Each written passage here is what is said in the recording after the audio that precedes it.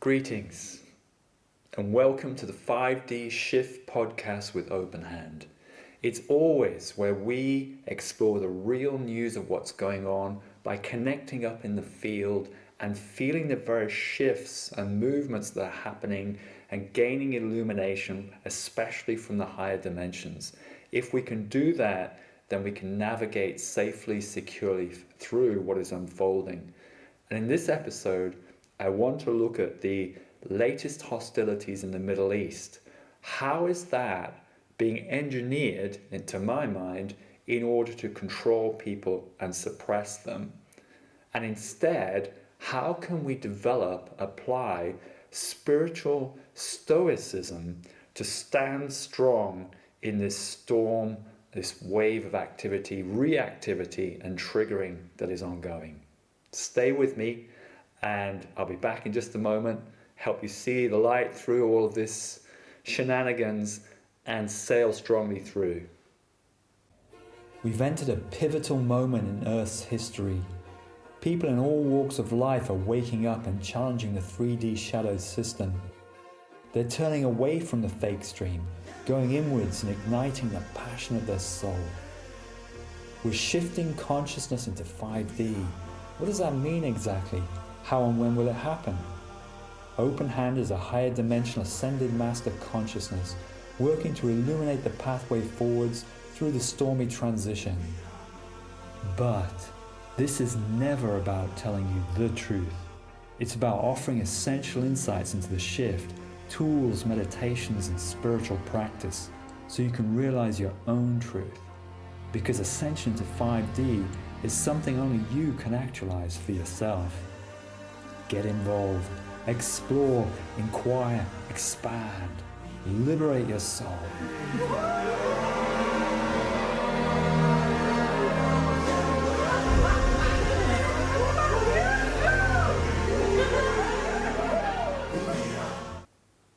So, we've seen another wave of hostilities in the Middle East, the latest flare-up, the latest reaction, the latest triggering, the latest war.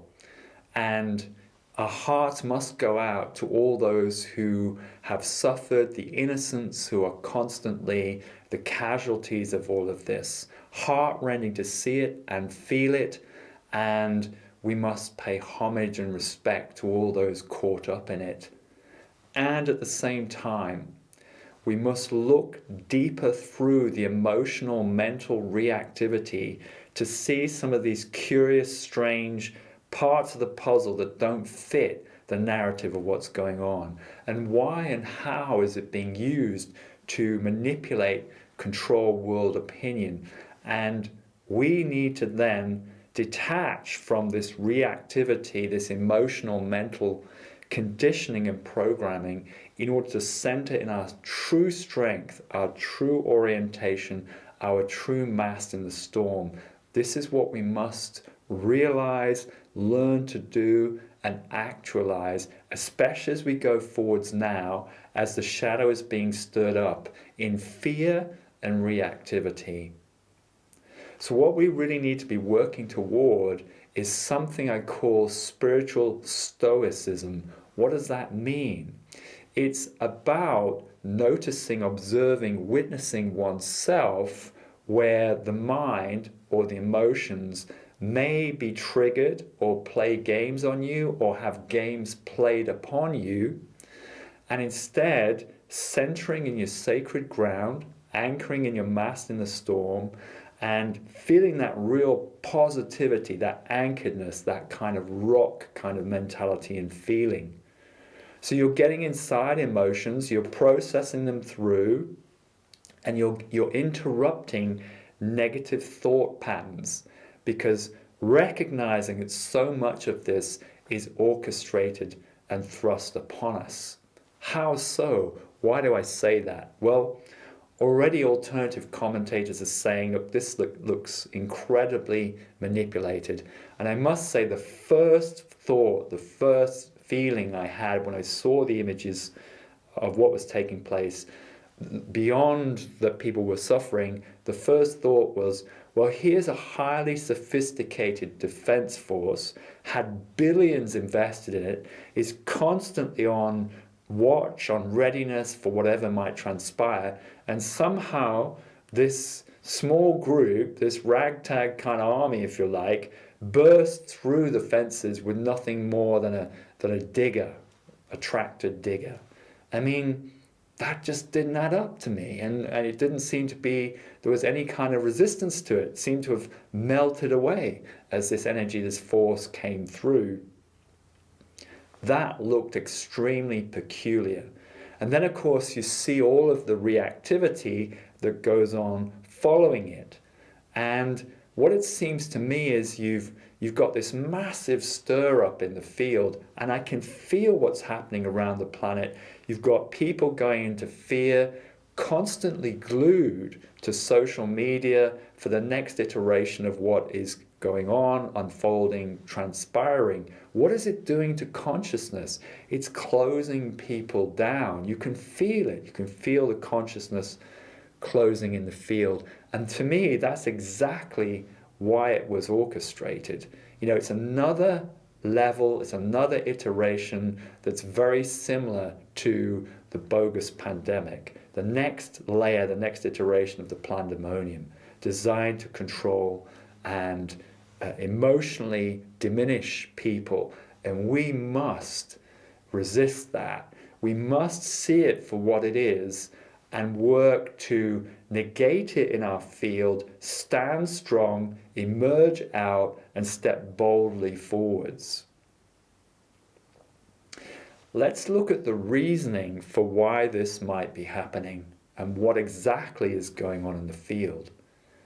So we've spoken in recent podcasts about how Gaia is making these tremendous shifts. She's completed her contract with the intervention. And that means that she is ready, she is starting to emerge out of this old karmic construct that we found ourselves embroiled within. Okay, it's been a learning experience, it's meant to have been that, but now is the time to move beyond it. The level of systemic suffering planetary-wide can no longer be sustained, and it must be unraveled, unpacked, and let go of, so that we can emerge, unleash the consciousness from it, and create, manifest, actualize this new paradigm which we're ascending into. That's what's happening on the planet, and that's why the shadow is being stirred up. So Gaia has completed this contract, and you can see the tremendous changes. If you look, you can see the tremendous changes that are going on at a planetary level within the climate, for example, within earthquakes and volcanoes. Well, let me jump right into the climate issue, because on the one hand, yes, you've got the state, the shadow, trying to control people through this nonsensical human-caused climate change through fossil fuel emissions. The evidence doesn't stand to support that, absolutely. And if anything, it would appear that the climate is cooling rather than heating, although that's not certain. It's the evidence isn't 100% clear, but it could just as well be in parts the world is cooling as opposed to heating. But that does not mean that there isn't climate change and powerful climate change happening.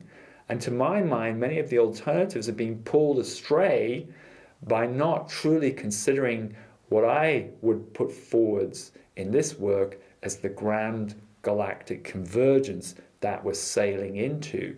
We have got powerful climate action happening, transformation happening. You see it on all the other planets in the solar system. It's because we're moving into a high energy segment of the galaxy at a time when the sun, when its magnetic shield, its protective shield, is lowering and diminishing. So more cosmic radiation comes in to our planetary atmosphere. But also, this is converging with the Earth's pole shift. Now, scientists from Berkeley have already stated that The field is diminishing 10 times faster than it usually might do. And you can see that the field has diminished a great deal in recent times. It's accelerating. And as the magnetic field diminishes, then you get more earthquakes, and also the volcanoes will start to trigger. And as this situation kicked off in the Middle East, there was in fact a huge earthquake in Afghanistan, which has been covered precious little in the mainstream media. And why? Because for certain these big earthquakes that are happening with increasing regularity now are down to the pole shift. The mainstream does not want people to know about this, does not want people to know about the grand galactic convergence. Why?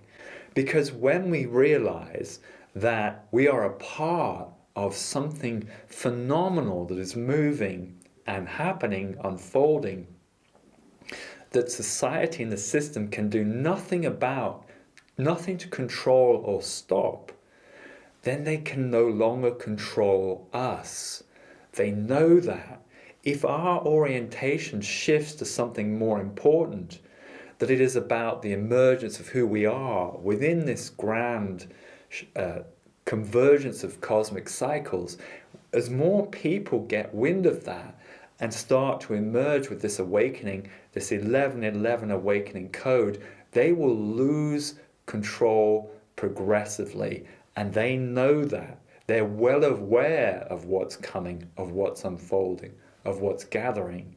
And so this is why they cause these various black swan events, so as to distract people and control what's going on behind the surface or under the surface. This is what they're trying to do. So we have this grand galactic convergence. We have the accelerating pole shift because Gaia's contract is complete, and that's going to unwind. She's going to unwind over time. So it is creating instability in the field.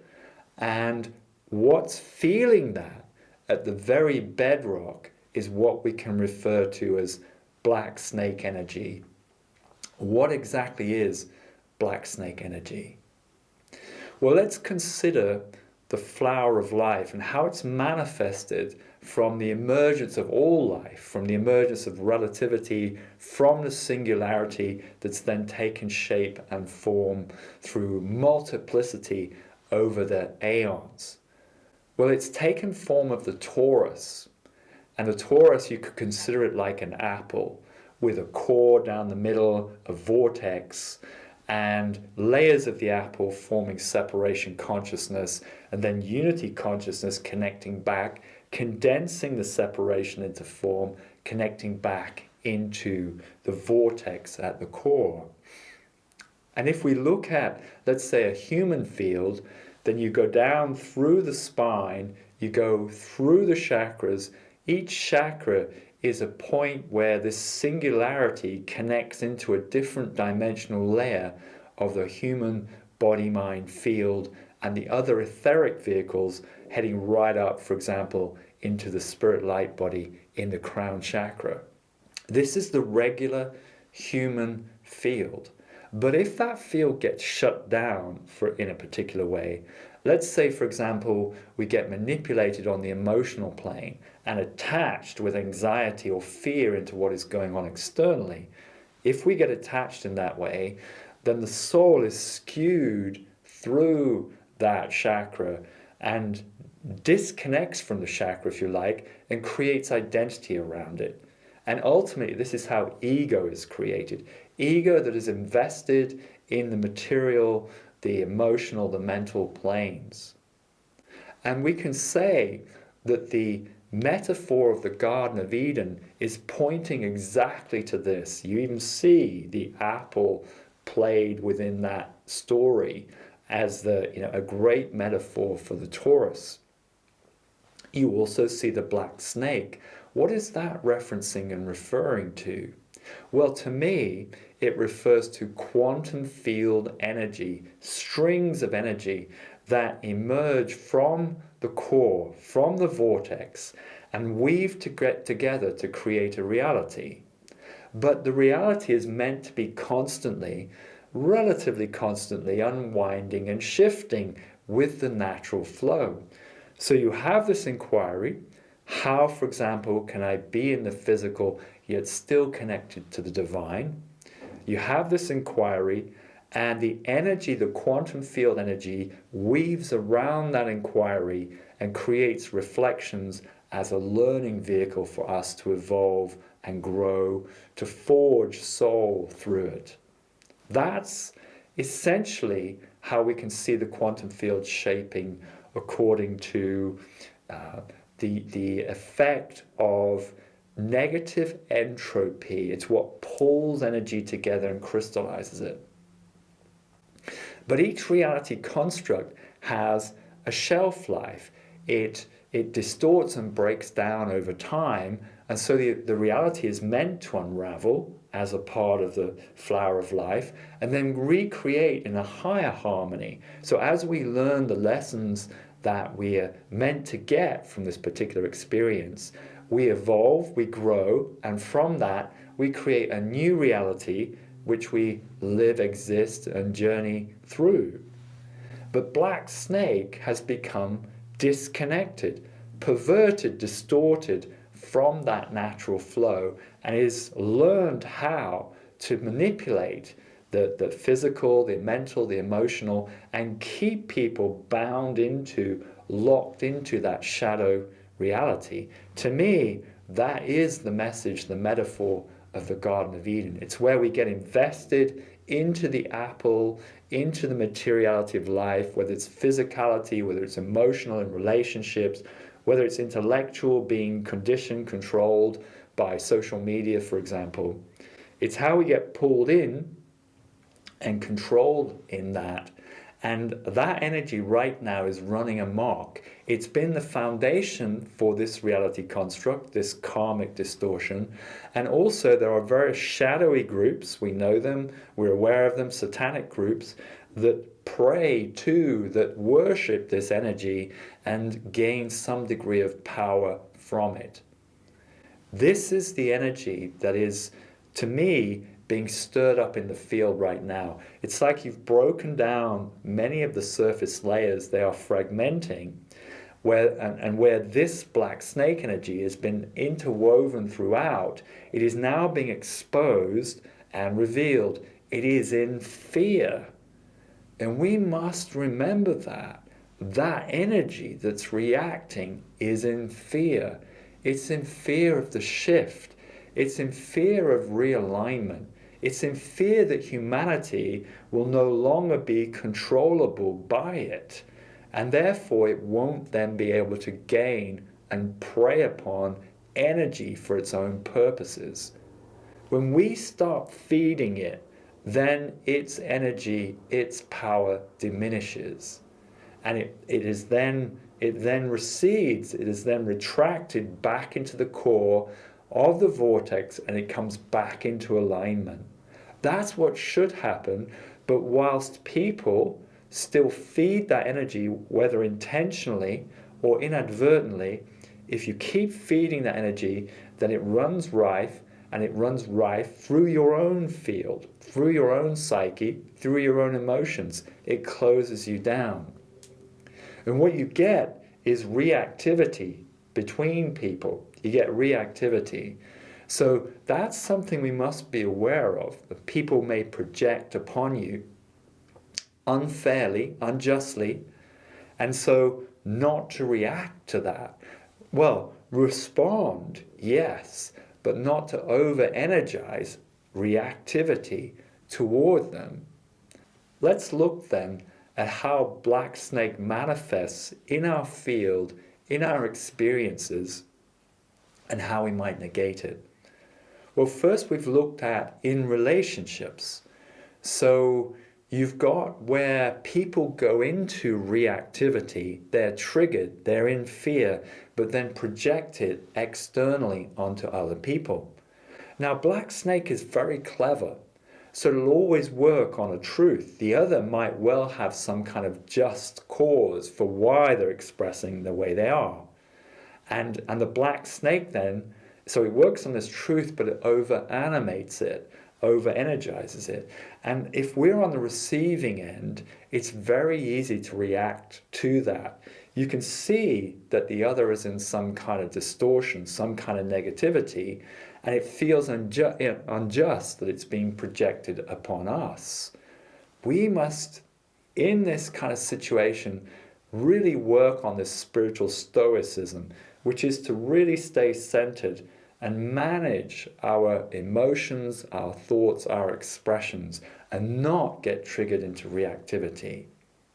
We must also honor the fact that to some degree the other is in their truth. Let them express, honor their expression, they'll feel like they're being seen, and you can still call, well, I understand you, I hear what you're saying, I even honor what you're saying, and yet here is my truth, and this is what I feel is going on. And not to over-energize the response. And this will start to take the energy out of the engagement, the black snake energy. It has nothing to prey upon, it has nothing to feed upon, and therefore it must withdraw. Be aware that it'll keep popping up whilst there are different triggers of reactivity. It will keep popping up. So we have to be prepared and be aware that this is triggering and happening. Stay on our toes and stay centered and connected. If that energy keeps pulling people into the drama, it's harder to stay centered, connected, balanced, and managing authentic response. Hence the spiritual stoicism of being connected. The other primary way in which black snake is impacting society and people right now is through poverty consciousness. What do I mean by that exactly? Well, it's orchestrating the resources of the planet, it's orchestrating these dramas, it's orchestrating the financial instability. That's going on a great deal. And so people look at these tremendous events, feel like they have no control, and then hunker down in fear to some degree of what might be transpiring externally. This is exactly what Black Snake wants you to do. It wants you to contract down. It wants you to go back in your shell. It doesn't want you downloading energy from the universe. And that's why it's doing this. Let's be absolutely abundantly clear. That's why it is doing this. It wants people, especially spiritual people, to contract down in fear. We must not let that happen. If you allow it to happen, if you contract and don't express your truth, then essentially you manifest that out into the field. That is a form of poverty consciousness. And it's as if you're communicating, I don't have enough. I can't be all I want to be. I can't express my truth. In which case, the universe reflects that smallness back to you. And so if you have a passion, a commitment right now that you've felt, a spiritual one that's uplifting, that's energizing, that's adventurous, going on a retreat, a pilgrimage, a spiritual pilgrimage, doing spiritual work, meditation, connecting and sharing your truth on social media or through your own website or through vlogging or blogging, creativity, musical talents and expressions. All of these kinds of things, we must let them animate through us and show that we are not going to be manipulated and controlled, because that would be poverty consciousness, and you don't want to be informing your field that you're afraid and playing it small in that way. The converse is true. It's about spiritual stoicism. So let's look at that in a little more detail too. Well, in the Taurus, there is the core of you, this apple, if you like, this flower of life. There is the core of you through the chakras, And that is the truth. That is much more the truth of what you truly are. And it's that feeling of belonging, of arrival, of connection, of strength, of solidity that is within you. And to be clear, it is a feeling more than a thought or emotion. It precedes thought and it precedes emotion. Now, in this phase of the shift, we're being invited to shift, to transform consciousness from being plugged into, attached to, and identified with the ego, and instead to know ourselves more as this centered, aligned, authentic, sacred ground of being. We're being encouraged to do that. And so the more you come into that, but then witness yourself being pulled out in daily life, maybe something triggers in, let's say, a relationship or with regards to finances, then the mind goes into its loops. I can't afford that. I can't do this. I don't have enough. I feel the victim. The mind goes into those loops, the emotions react, the body tightens, and you're now in the identity. Well, when you recognize increasingly that you are not that ego, it becomes possible to interrupt these reactivities, these behaviors, these cycles. If you allow yourself to settle and breathe in your fullness, then you're centering in this sacred ground. And when you see these reactive loops kicking off, then just sit back and watch them, breathe. That'll soften the emotional anxiety or reactivity. Move the body. Let the body move from this centered place, because the body often stiffens up and tightens in that kind of reactivity. Move the body, breathe, center, and then start interrupting these thought patterns. Okay, now there's a caveat.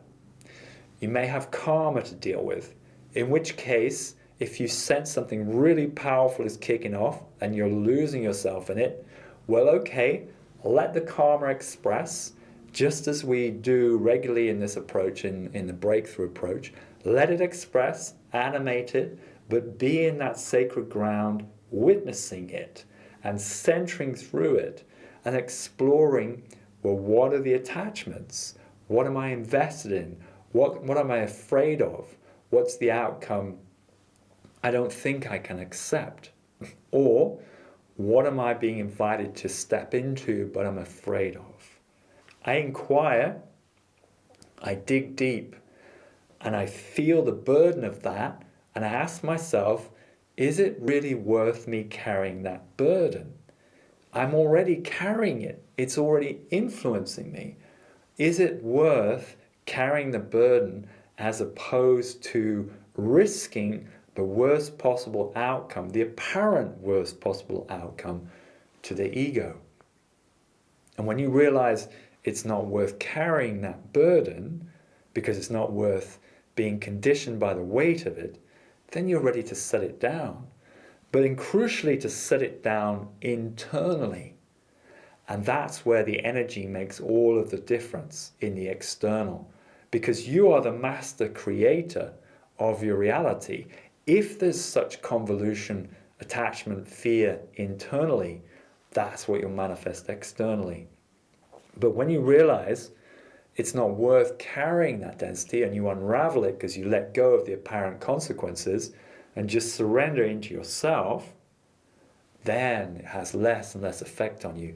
Now you're processing, you're unwinding the karma. So let's say you've gotten through those deep layers and you know it, and you can really touch the anchoredness of your being.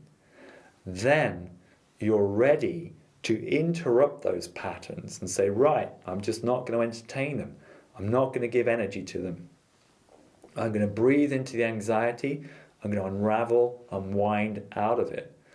And I'm going to stay in this space, and I'm going to look for the positive feedback loops around me, beyond the veils that are falling. I'm going to look into nature. I'm going to look into sacred numerology, geometry, the messages that come back, the reflections that I see that are positive, uplifting, and really bring me into my authentic sense of being.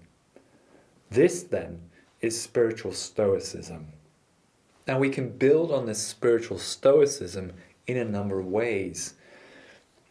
Meditation, of course, something like the Openhand bow, where you're bending into the density, you're emerging out, and you're centering in your being.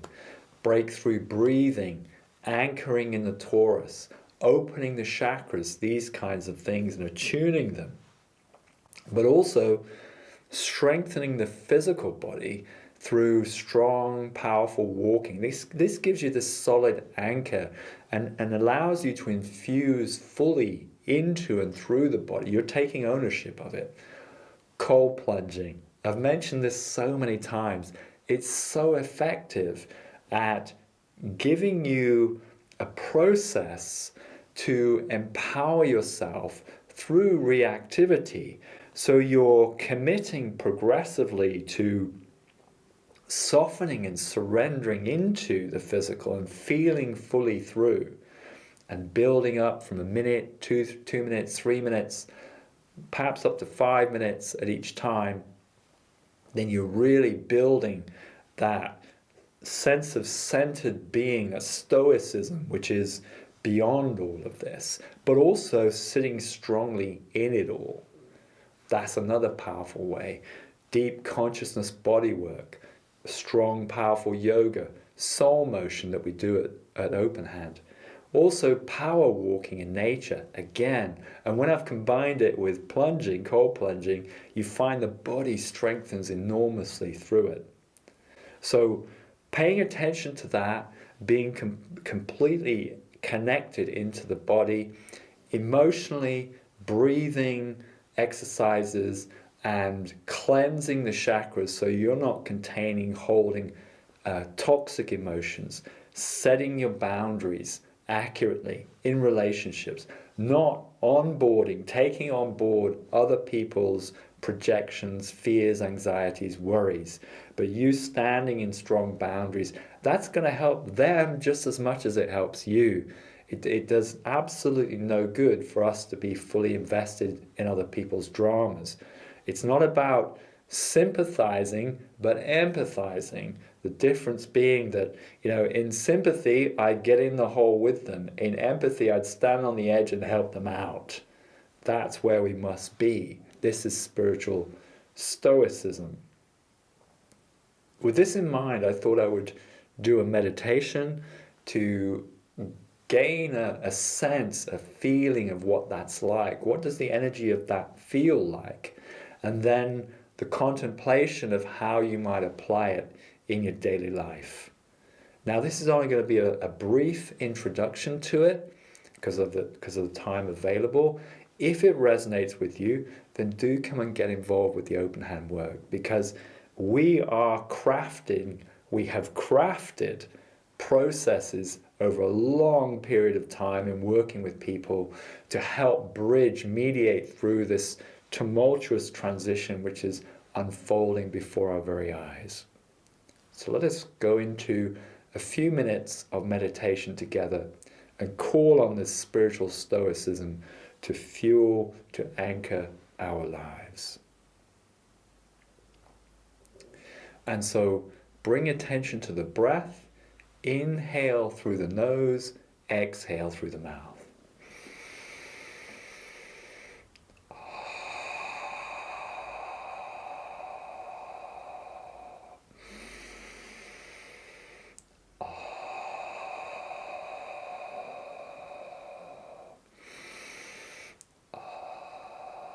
And as you exhale from the mouth, feeling what it feels like in the back of the throat. We're looking for a feeling rather than a thought or an idea about what we are. We are more an experience, a feeling, a centeredness.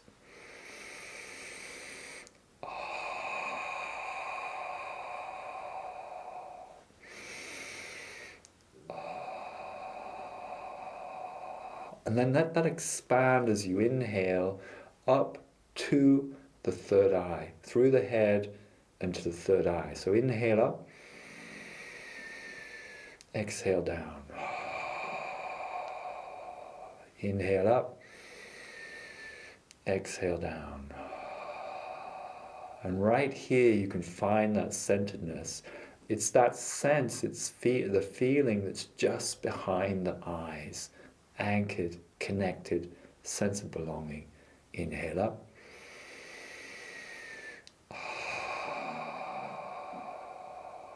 Inhale up. And further up into the crown. But as you exhale, staying anchored, staying connected, black snake often emerges through the crown when we disconnect from the vortex.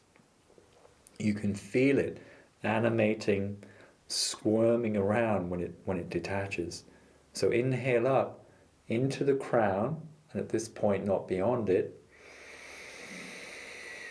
Hold, and then exhale down and feel your core centered energy anchoring through your being as it comes down through the head.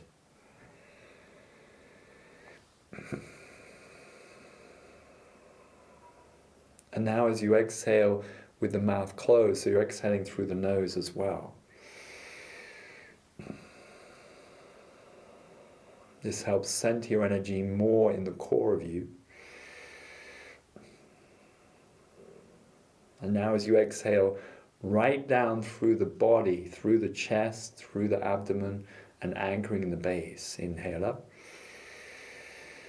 Hold above the crown, or just in the crown. Then exhale down to the base and hold.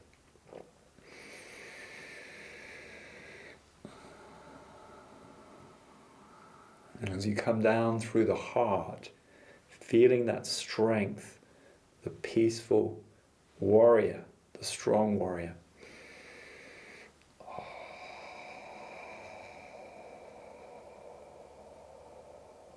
Feeling compassion, but definitely not weakness.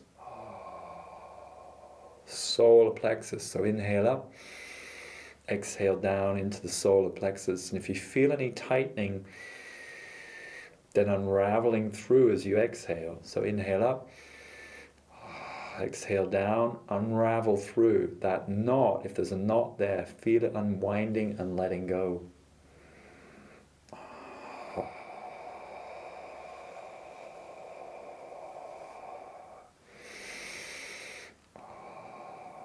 Your thoughts, you are not your thoughts, you are not the beliefs. They do not have to control you. You can interrupt them, you can break them down. You are sovereign, free being, interconnected with the universe. Be clear with that.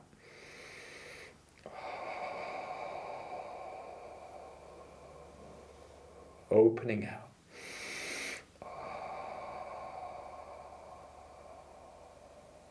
Now down into the sacrum, inhale up, exhale down through the head and through the sacrum, and a calming sensation. Like the volume of a calm ocean. And also with its boundary. This is your boundary, this is your emotional body. You decide how to animate and colorize, amplify your creations, not that which is external to you. Not taking on the toxic emotions of others. If they need to express, let them, but that doesn't mean to say we take it on board.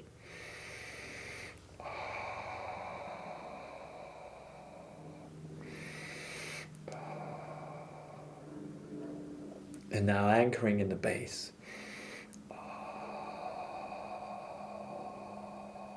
Right down. You taking ownership of your field, your physicality, taking ownership. Now this means you're going to be grounding higher dimensional energies right the way down to the base. That's important because if we extract out, if we go out of body, We can't bring our actualizations, our manifestations into being. Inhale up, hold, feel the lightness, the expansion, and exhale down, bring it down through the body, all the way down to the base.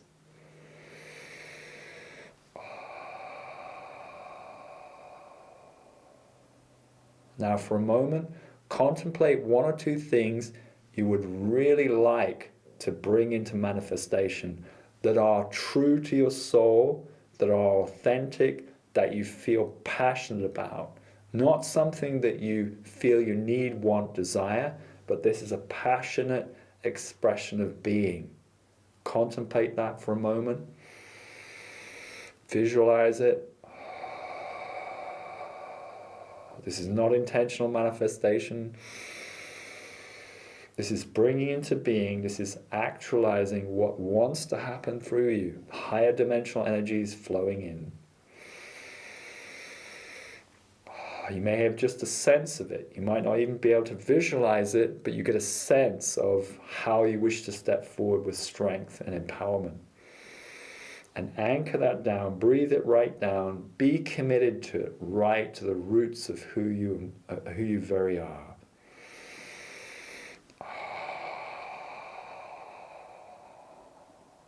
And then trust. Trust that the resources will manifest around that, because they will.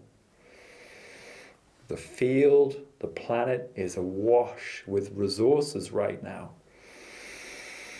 The shadow may appear to own them, but it's losing control, and there are new ways of creating, manifesting from this consciousness.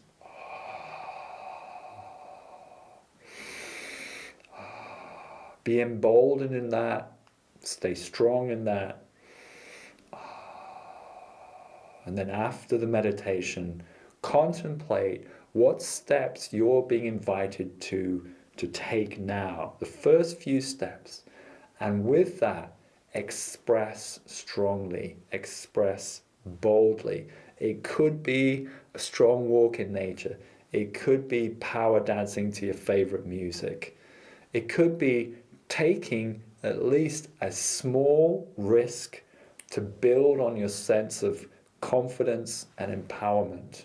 Some kind of risk that you step into, you work to unravel any reactivity, and you anchor in this spiritual stoicism.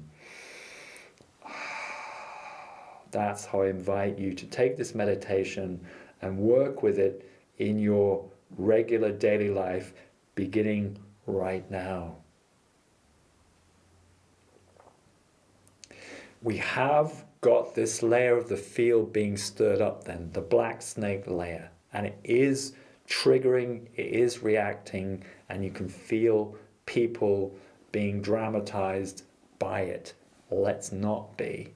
But also be aware that this field level, this field energy is being met by benevolence and planetary shift facilitators and worked with. It's not just being allowed to run amok, but we're engaging it by de-energizing the situations as much as possible, and then breathing in the particular locations. It's like you can expand your torus out to embrace these different situations, both in your own life and wider afield on the planet.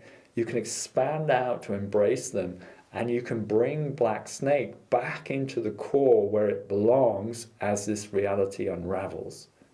There are planetary shift facilitators who are able and skilled to be able to take upon that work and are doing so. And that's going to intensify, increase in the days, weeks, months ahead. So this energy can be dealt with. It is being dealt with. So have no fear. That action is now being undertaken on multiple levels. And so you can be sure that the light is and will continue to mediate through, but we are the front line in all of this. We are the ones that the shift is waiting for. There is no cavalry coming to our rescue. If you're listening to this, you're listening to it because you are one of those leaders. Yes, you may not feel it or believe it at some times, but you are that. You wouldn't be tuning into this work otherwise. And how is it inviting us to work? Through every single step, through every single expression and animation of our being, to come forwards with strength, commitment, solidity, belief, and alignment with this grand galactic convergence. Nothing is going to stop it. The power is tremendous. That's why there's this reactivity going on. And that power is going to amp up over time as we move more into this powerful energetic segment of the galaxy, as the Earth's pole shift continues, as the sun lowers its magnetic shield too. This is only going to increase in the years and couple of decades ahead. So we need to get used to the fact that change is upon us, transformation is happening, but to step boldly into that. If we were tracked down in fear or anxiety, we will become the victims of the shift rather than empowered masters of it. That's the invitation. We have the capacity to become the masters of the shift. And that's not mastering over reality or other people. That means being at one with this grand movement, which nothing is going to stop. You can be that. You are that. You are seeded to become it. And my encouragement is for all to work with it right now, to work with the energies, see what's triggering, what's acting in the field at large right now, but not be intimidated by it, not be defined by it, because you are something much greater and more expansive than that smallness. Do not be defined by it. Stay in your spiritual stoicism, and you'll sail through this, and you'll be a positive reflection to all those around you. I wish you well in the shift. Let's stand strong in that spiritual stoicism. Namaste. Been inspired? Then get involved with the revolutionary work of Openhand. Join us on seminars and retreats, online and terrestrial, for groundbreaking meditations, illuminating self-realizations, and plenty of fun. It's all supporting the great planetary shift to 5D consciousness. Join kindred spirits today. Visit openhandweb.org.